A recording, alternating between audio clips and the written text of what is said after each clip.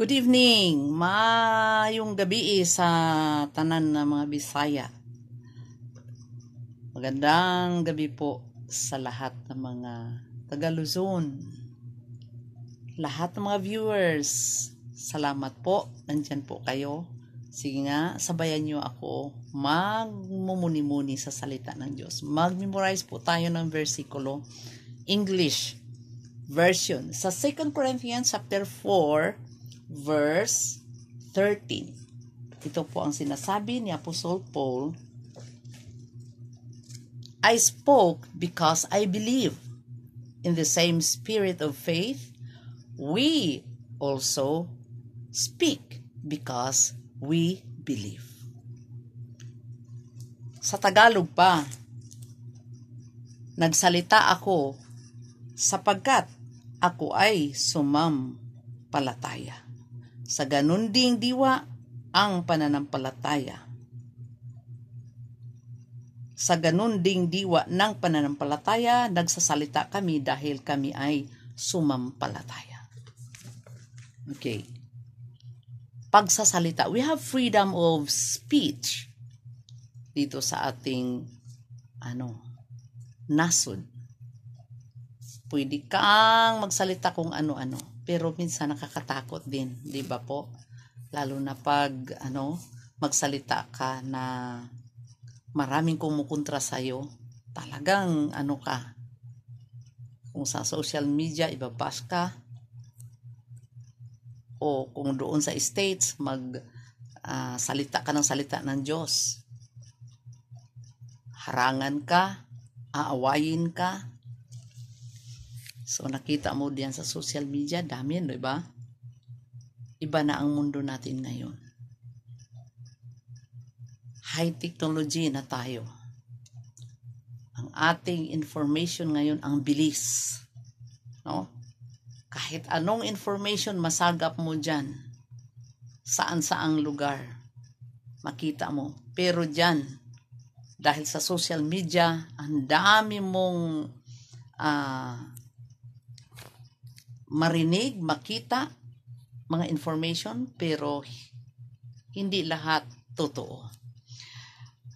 Mayroong fake news, mayroong good news, mayroong mga bad news, mayroong good news. Pag ikaw nasa Panginoon, hahanapin mo ngayon ang good news. Kung ikaw good news about what? About God.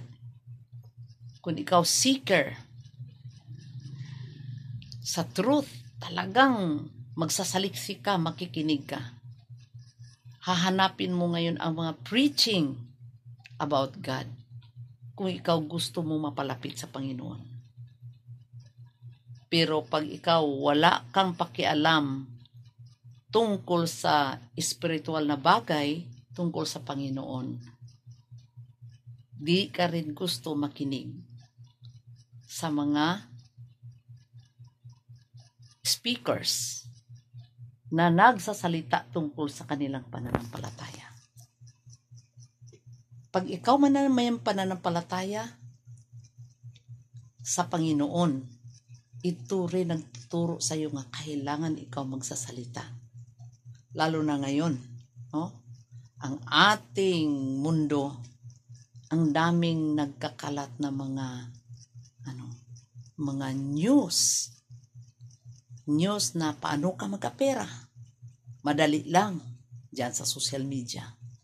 Paano ka sumikat? Madali lang. Okay? Pwedeng gawin mo yung sarili mo, magiging kang artista o actors o actresses. Di ba po? So, kitang-kita na mo ang iyong sarili. Gusto kang sumikat, gusto kang magkapera, gusto mong manood kung ano-ano, kaliwan, sa mata, nandyan na lahat. Ang worldliness, nandyan na sa ating gadgets. Pag hindi tayo marunong gumamit nito, hatakin tayo palayo sa Diyos. Kaya nga, serving the Lord is a fight. So, nalulungkot ka ba sa takbo ng panahon ngayon? Sobra, nakakalungkot. Pag ikaw mayroong Espiritu sa Panginoon, di ka matutuwa. The Holy Spirit within you is grieving. No? We are now in the last days.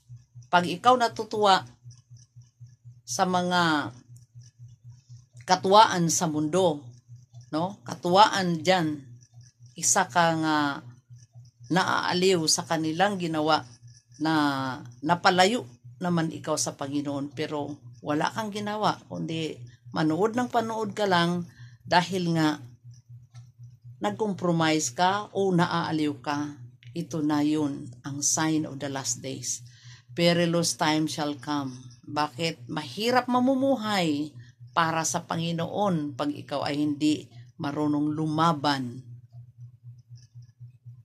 Fight a good fight of faith. Yun ang sinabi ni Apostle Paul. So, paano? One way of fighting is that do not hide your faith. Speak the truth. Katulad ni Apostle Pablo, no? Kailangan tayong magsalita. At hindi tayo matakot na i-criticize. Sabi nga niya, kaya't handa kaming pahatol kaninuman. Okay, handa siyang, kung may mag-criticize, sige, criticize lang. Basta, kailangan ko itong sasabihin kasi ito ang katotohanan. So ito, tinalikuran namin ang lahat ng lihim na kahiyahiyang gawain. Hindi kami nanluluko ng mga tao. Maraming fake news, no? Sa social media. Pero ito si Apostle Paul, magsalita siya. Hindi kami nanluloko ng mga tao. Hindi namin pinipilipit ang salita ng Diyos. So, hindi tinitwist. Katotohanan. So, we have to speak boldly. We have to speak the word of God boldly. We have to speak the words of God honestly. And then, courageously. Hindi ka matatakot, no? Na i-criticize sa mga taong judgmental. Okay lang yun. Basta, dapig mo ang Diyos. If God be for us, who can be against us? No? Ang Diyos ay kakampi natin. Kailangan lang natin na isiwalat ang salita ng Diyos. Kasi nandito na tayo sa last days, madilim ang mundo natin dahil sa sobrang kalapastanganan, kasalanan nga ginawa ng mga tao, sobra na.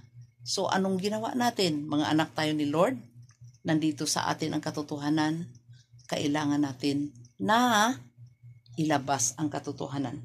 Katulad ni Apostol Pablo, sa halip, sabi niya, sa halip hayagan naming ipinapangaral ang katotohanan.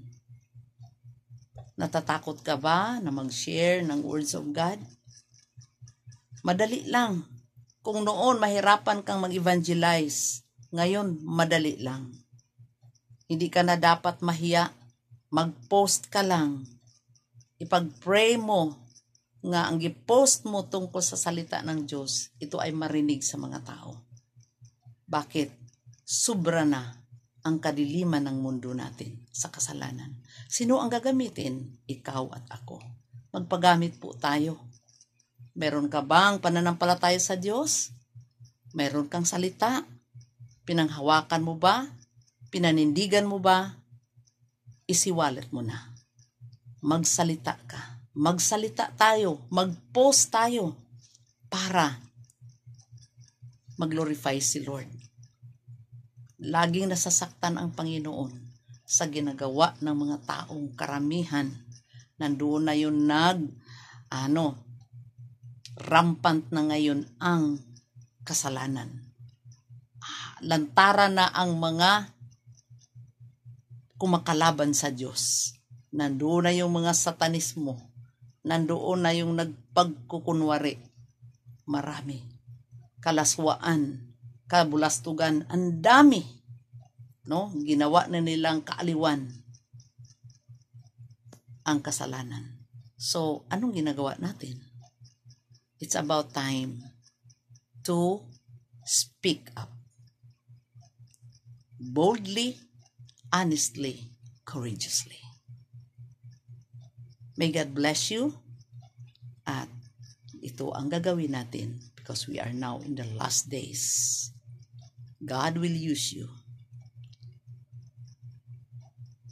And this is all for now. Thank you for listening. God bless you. Good night.